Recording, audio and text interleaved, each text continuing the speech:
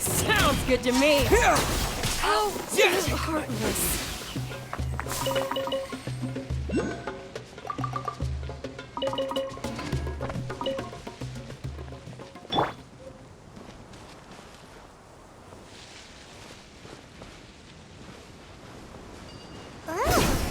Is this the place? It's in terrible shape, and there's sand everywhere. Empty and forgotten. An ideal place to hide people.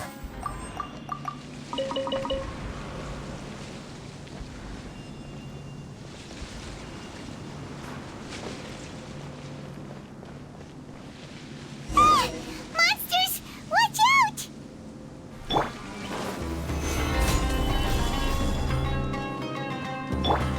Let's dance. Cool.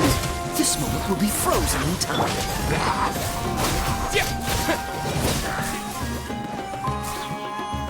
Order guide you. Solidify.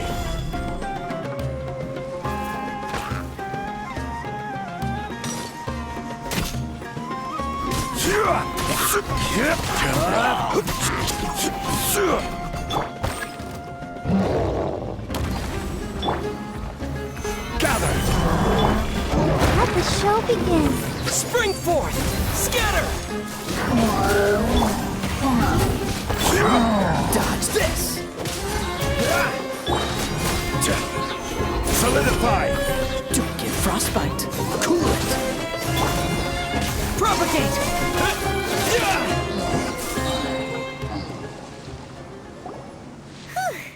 They were easier to deal with than Paimon had expected.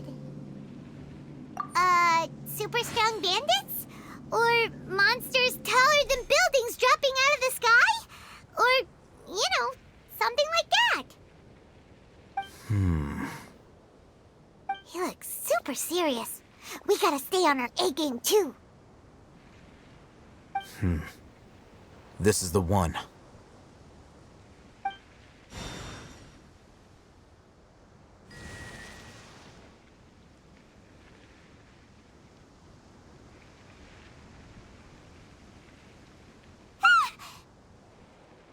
Let's go in and take a look.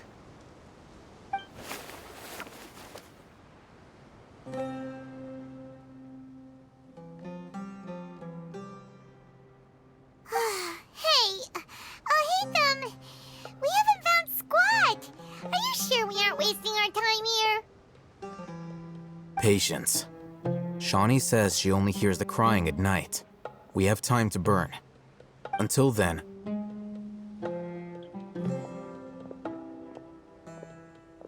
I'm taking a break. And just like that, he sits down. Wait, he even brought a book to read? What are you reading? Let Paimon see! Okay, sure.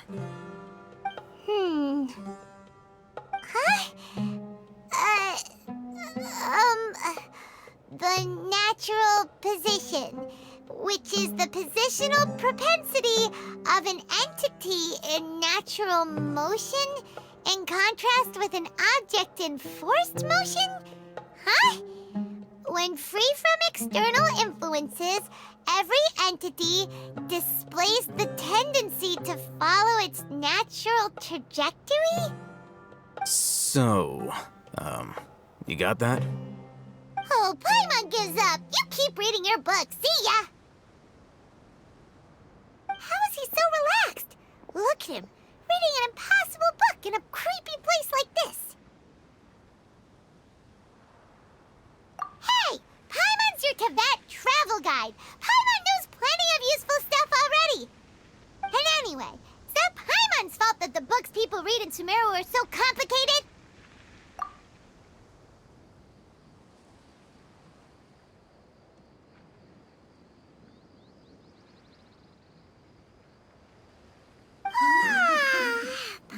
Everyone's getting so sleepy. Huh? What was that sound? There it is. It's coming from that direction.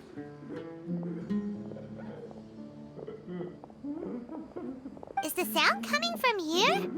Huh. Paimon's not seeing anything.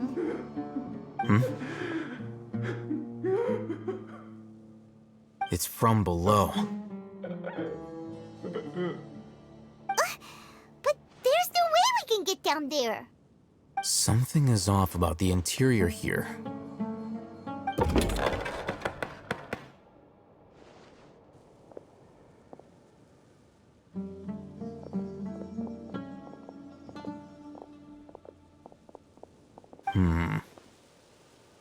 As I thought, there's a hidden structure.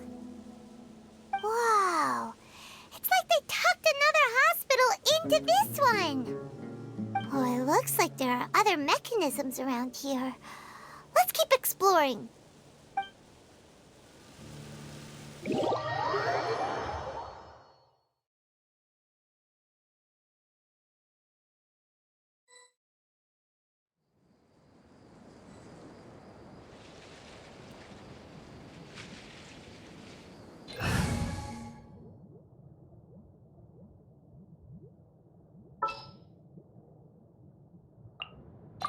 Gonna be epic. For justice.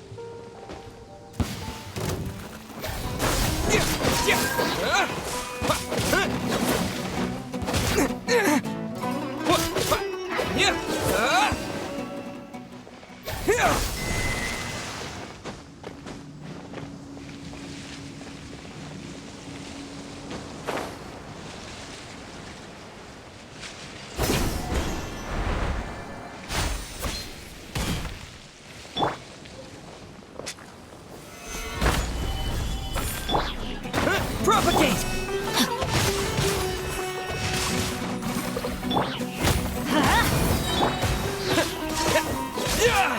Scatter!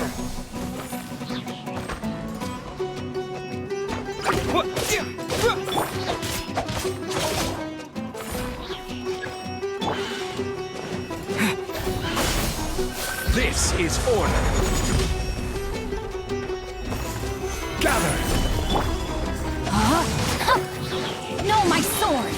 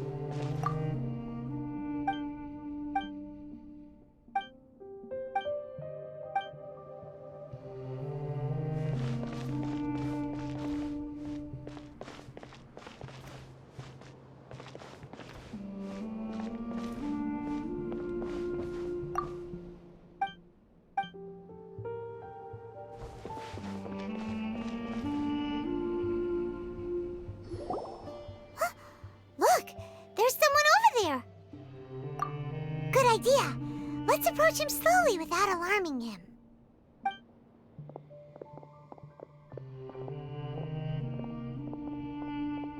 Wait.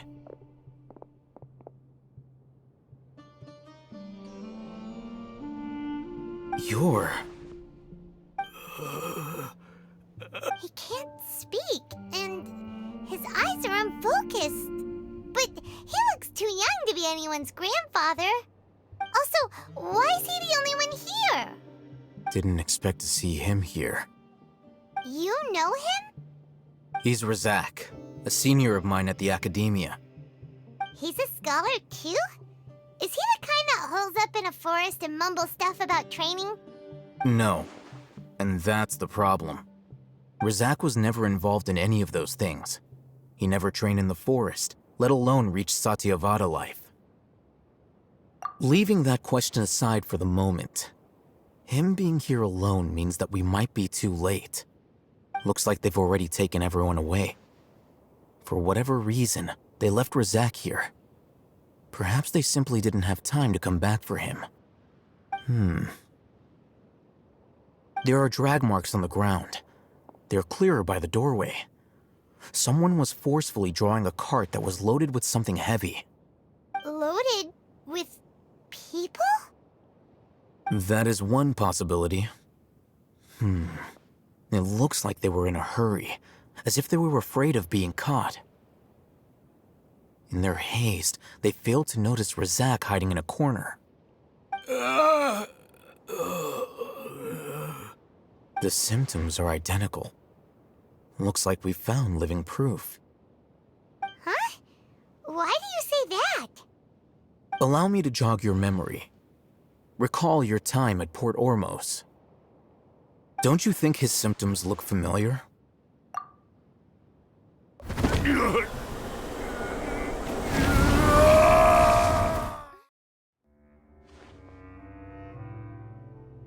Oh, now that you mention it, they're acting the same way. Correct. The academia is behind all of this. It isn't difficult to deduce their rationale.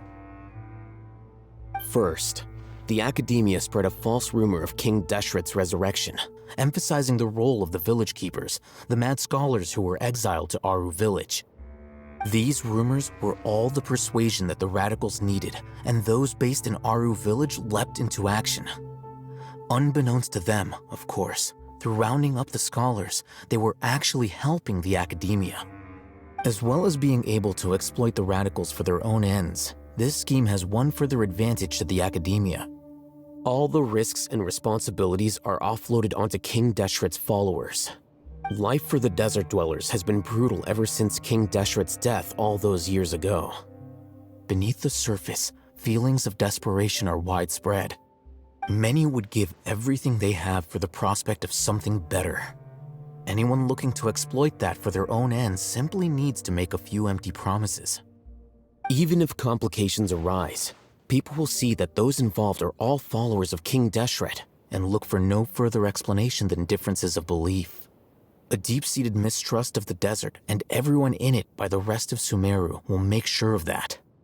The notion of an academia plot wouldn't even cross their minds. It may seem like a simple strategy, but it is able to work wonders under Sumeru's current circumstances. Oh, that makes a lot of sense. It's in line with the village chief's theory, too. But there's still one very important question. Wasn't it the academia that brought the scholars to Aru village in the first place? Why does it want them back now?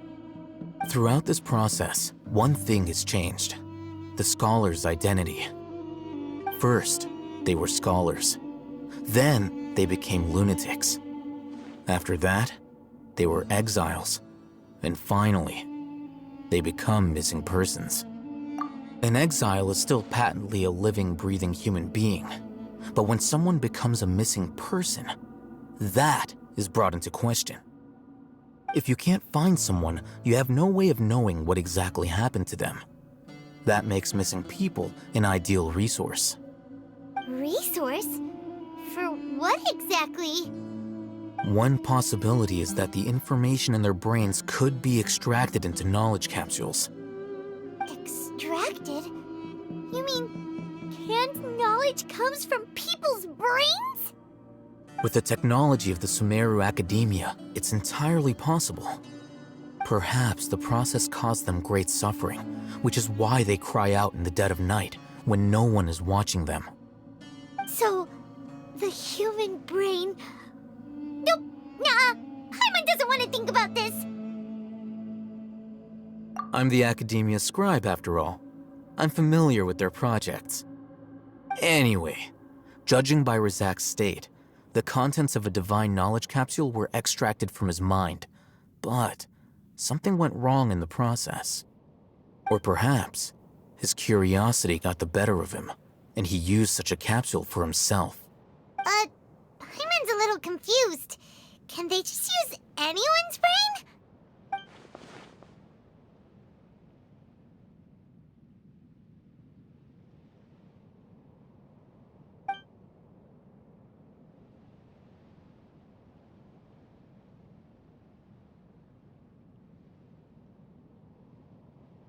The look on your face tells me you've realized the answer.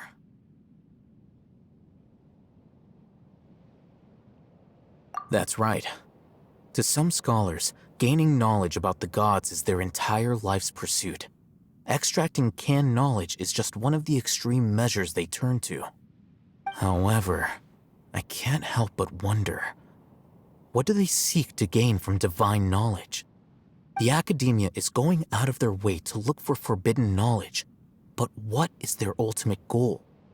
I've spent quite some time trying to analyze the contents of the divine knowledge capsule, but to no avail. It seems like my way of thinking is too different from theirs. You mean you're not even slightly interested in getting your hands on this forbidden stuff? All scholars seek to expand the horizons of knowledge, but I'm not particularly interested in gods, so I don't share their degree of zealotry. Extracting information from people as if they were lifeless objects? If this is the direction of academic progress, then the academia may as well shut its doors. Sounds like you're really against all this. Of course. The academia's actions run contrary to their rules. Whether it be academics or knowledge, everything has its boundaries. If those lines are crossed, the rules and order that govern everything in the world will be destroyed. This matter needs to be corrected, just like fixing a typo in a book. Wait, didn't you step in to help because you felt sympathy for those poor people? Not to be callous, but no. My criteria are a little more restrictive than that. There is no shortage of suffering in Sumeru, and the same can be said for the rest of Teyvat as well. What do you plan to do about that? Save every last person? Probably not. Paimon's not sure. You can say that. Simply put, I don't blindly place my faith into strength or heroism. I do what I want. The divine knowledge capsule is something I want to investigate in full. That doesn't mean I'm willing to take action for the sake of a few strangers.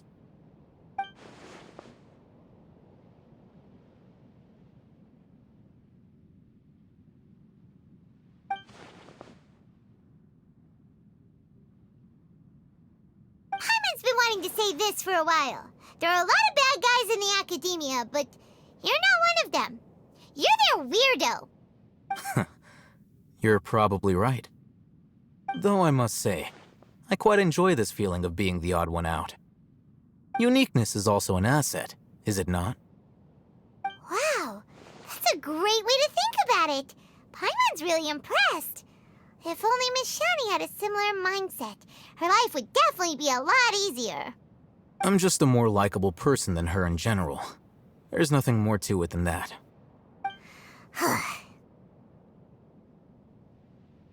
He won't last long if we leave him here. Let's take him with us. We'll work out our next step after we return to Aru Village.